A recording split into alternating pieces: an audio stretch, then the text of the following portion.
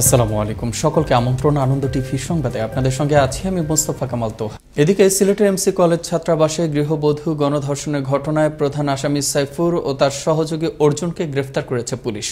রোববার সকালে সাইফুরকে ছাতক ও অর্জুনকে হবিগঞ্জের মাধবপুর এলাকা থেকে গ্রেফতার করা হয়।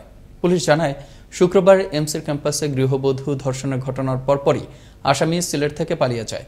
পরে গোপন তথ্যের ভিত্তিতে রোববার সকালে ছাতকের ফেরিঘাট এলাকা থেকে প্রধান আসামি সাইফুর রহমানকে গ্রেফতার করা হয়। আজ বিশ্ব পর্যটন দিবস। কোভিড-19 মহামারীর ধাক্কায় সবচেয়ে বিপর্যস্ত খাত হিসেবে অনিশ্চয়তার সামনে দাঁড়িয়ে এবছর পালিত হচ্ছে দিবসটি। এবছর গ্রামীণ উন্নয়নে পর্যটন এমনই প্রতিপাদ্যকে সামনে রেখে সারা বিশ্বের মতো দেশব্যাপী পালিত হচ্ছে বিশ্ব পর্যটন দিবস। আরও দেখুন ডেস্ক রিপোর্টে।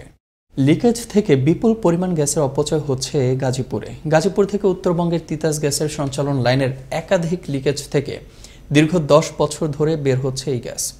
যে কোনো সময় ঘটতে পারে বড় ধরনের দুর্ঘটনা। স্থানীয়রা রয়েছেন চরম আতঙ্কে।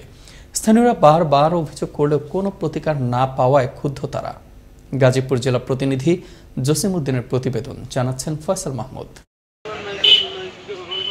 উত্তরবঙ্গে সরবরাহকৃত তিতাস গ্যাসের সঞ্চালন লাইনে ঢাকা-টাঙ্গাইল মহাসড়ক ও এর আশেপাশে গাজীপুরের বিভিন্ন এলাকায় অন্তত 20টি জায়গায় লিকেজ রয়েছে তিতাস গ্যাসের। প্রতিদিনই বের হচ্ছে বিপুল পরিমাণ গ্যাস।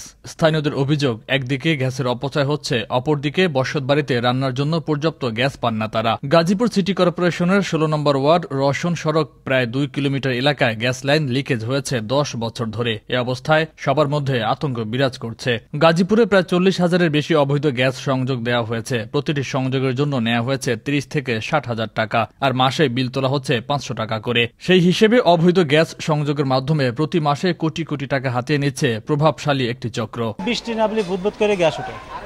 বেশ কয়েকবার তিতাস গ্যাসকে বলা হয়েছে, ওরা আসার পরে ওরা সংস্কার করার জন্য টাকা চায়। এখানে গ্যাস লিক আছে আজকে দীর্ঘ 10 বছর ধরে একই অবস্থা। মাঝখানে ঠিক করছিল, তারপরে আবার সেটা আগের মতোই হয়ে গেছে। তো নারায়ণগঞ্জের একটা ট্র্যাজেডি ঘটে গেছে, সেই হিসাবে যদি তারা সংস্কারে নামেন তো আমাদের জোর দাবি থাকবে নতুন রাস্তা হওয়ার আগেই যেন তিতাস কর্তৃপক্ষ এই গ্যাসের লিকেজগুলো মেরামত করে দেন। লাইনের লিকেজ এবং অবৈধ লাইন সম্পর্কে জানতে চাইলে গাজীপুর জেলা প্রশাসক বলেন, অবৈধ লাইনের বিষয়ে আমরা কথা বলেছি। তো তিতাস গ্যাস বলেছে উন্নয়নমূলক কর্মকাণ্ড যেখানে চলছে সেখানে কিছু কিছু জায়গায় লাইনগুলি কাটা পড়েছে, এই জন্য লিকেজ হচ্ছে। যেখানে লিকেজ হয়েছে সেই লিকেজগুলো জরুরি ভিত্তিতে মেরামতের উদ্যোগ নিয়েছে। এ বিষয়ে Titas gas transmission and distribution company Gazipur আঞ্চলিক শাখায় একাধিকবার যোগাযোগ করলেও তারা ক্যামেরার সামনে কথা বলতে রাজি হননি। গ্যাস সরকারি সম্পদ, আর অপচয় রোধে তৎপর হতে হবে সংশ্লিষ্ট কর্তৃপক্ষকে। ফয়সাল মাহমুদ, আনন্দ টিভি, ন্যাশনাল ডেস্ক। ব্রাহ্মণবাড়িয়ার আশুগঞ্জে বাংলাদেশ ডেভেলপমেন্ট ব্যাংকের নিরাপত্তা কর্মী রাজেশ বিশ্বাসের হাত পা বাঁধা রক্তাক্ত মরদেহ উদ্ধার করল পুলিশ ও ব্যাংক সূত্রে জানা যায়, বৃহস্পতিবার ব্যাংকের কাজ শেষ করে রাতে ব্যাংকের ভেতরেই নিরাপত্তার দায়িত্বে ছিল রাজেশ।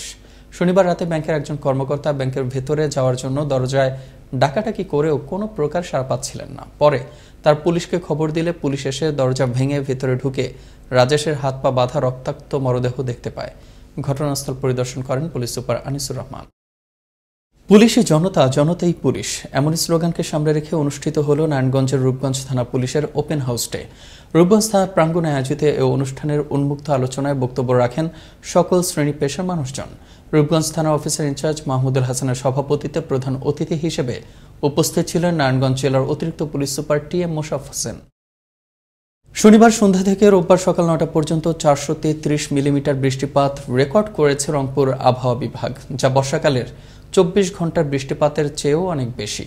শরতে বর্ষার মতো 15 ঘন্টার টানা বর্ষণে রংপুর নগরীর প্রধান সড়ক ও নিচু এলাকায় সৃষ্টি হয়েছে জলাবদ্ধতার।